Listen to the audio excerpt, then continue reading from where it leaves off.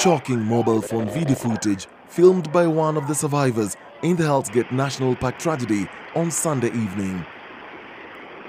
The deadly waters snaking through the gorge, trapping these young ones. The lucky ones hanging on for dear life on a disintegrating rocky gorge as some fell into the raging waters. This panic-stricken youth group was held hostage here for at least an hour before being rescued. They had come here at 2:30 p.m. to enjoy themselves.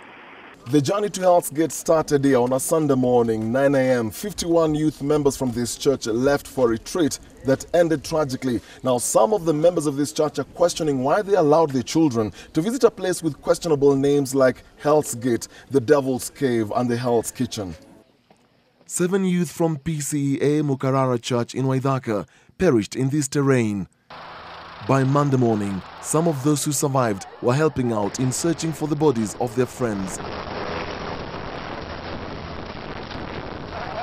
At Waithaka, friends and relatives gathered at this church hours after seeing the group of 51 take a bus for a team-building retreat to Naivasha.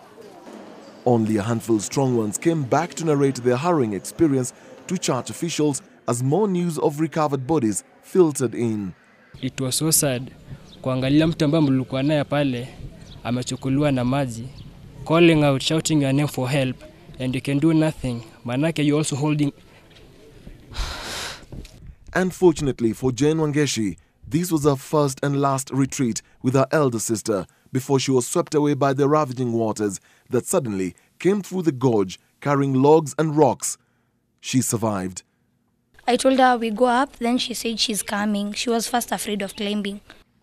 Kenya Wildlife Service says the tragedy marked the darkest moment in the park's history, even as details now emerge that the 51 youth could have been abandoned by the tour guides. There's this one tour guide who, he had these whites. So there's a time he came and told us we should get out of that place before it had become worse. But then he left us alone and went with the two tourists.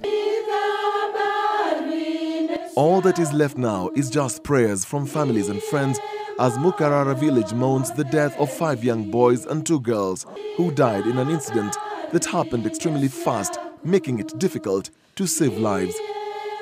For Newsnight, I'm Dennis Okari.